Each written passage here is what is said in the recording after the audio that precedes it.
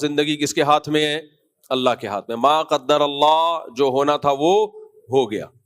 تو میں جب کل تعزیت کے لیے گیا نا ان کے پاس، تو وہ بتا رہے ہیں مجھے کہ بھائی دیکھو اگر زندہ رہتا پتہ نہیں نافرمان نکلتا، اور ہمارے اعمال پتہ نہیں اس قابل ہیں یا نہیں ہے، یہ ہمارے لیے آخرت میں ذخیرہ بن جائے.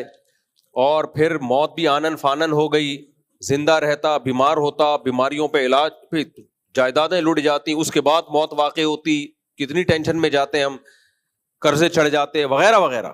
سارے اچھے پہلو نکال کے میرے سامنے رکھ دیے. کوئی اور بیٹھا ہوتا وہ سمجھتا کہ شاید ان کا مقصد یہ کہ بہت اچھا ہوا کہ یہ مر گیا، انہیں گویا کہ کوئی غم نہیں ہے. حالانکہ ایسا نہیں ہے.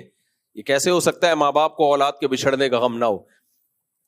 لیکن علم کتنا فائدہ پہنچاتا ہے کہ بھائی شریعت کیا کہہ رہی ہے اس موقع پہ، کیا کہنے کا حکم دے رہی ہے. اچھے پہلو نکالو، برے پہلو مت نکالو. اگر آپ عقل استعمال کرو گے نا شریعت کے مقابلے میں تو سوچتے رہو بیٹھ کے. اللہ نے ہمارا مسئلہ حل کر دیا. دیکھو ہم عقل استعمال کرتے ہیں کہ نہیں کرتے؟ چاہیے کہ نہیں عقل استعمال؟ بولو نا. بے عقلی کی باتیں مسلمان کرے گا کبھی؟ شریعت نے ہمیں عقل استعمال کرنے کا حکم دیا کہ نہیں دیا؟ کیا مجھے تو لگ رہا ہے کہ شاید دیا ہے نا. لیکن اسلام نے یہ کہہ دیا کہ خدا کے مقابلے میں عقل استعمال مت کرو. ہمارے لیے مسئلہ کیا ہو گیا؟ آسان.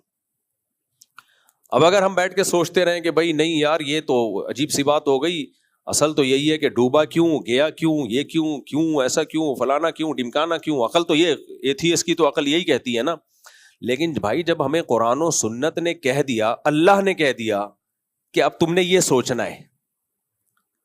نماز ایک عمل ہے نا، ہم پڑھتے ہیں، کس نے حکم دیا؟ اللہ نے. تو اب یہاں عقل استعمال کرنا جائز ہے کہ میں نہیں پڑھوں گا، ایکچولی اس سے ٹائم معاذ اللہ ضائع ہوتا ہے، یہ ہوتا ہے وہ ہوتا ہے؟ نہ بھائی اللہ نے کہہ دیا فرض ہے. رمضان کے ابھی ہم نے چند دن پہلے روزے رکھے، ایک مہینہ. یہ ڈاکٹروں کے کہنے پہ رکھے ہیں اللہ کے کہنے پہ رکھے ہیں؟ اللہ کے کہنے پہ رکھے ہیں. تو اللہ نے کہا کر رکھو، اب ہمارے پاس آپشن ہی نہیں ہے نہیں رکھنے کا. تو اسی طرح اللہ نے غم میں ہمیں کہہ دیا کہ کیا سوچنا ہے اور کیا نہیں سوچنا. تو اب ہمارے پاس آپشن ختم ہو گیا. ٹھیک ہے نا. اب مجھے ان پہ رشک آیا، انہوں نے کہا بھائی یہ ایسے ہوا تھا، اللہ تم یعنی وہ بچہ جو ہے وہ یہ ہو گیا اور وہ فوراً ہی موت بھی واقع ہو گئی اور ہسپتال کے خرچے سے بھی بچ گئے اور آخرت میں ذخیرہ بھی ہو گیا، اور جناب یہ ہے اغوا نہیں ہوا، کوئی لاپتہ نہیں ہوا، تو اور بڑے ہو کے نافرمان نکلتا کیا کتنی مصیبت میں پھنس جاتے، تو وغیرہ وغیرہ وغیرہ وغیرہ. کوئی ایتھیس بیٹھا ہو یا ملحد بیٹھا ہو یا لبرل بیٹھا ہو، وہ کہے گا ان کا دماغ کیا ہو گیا ہے؟ خراب ہو گیا.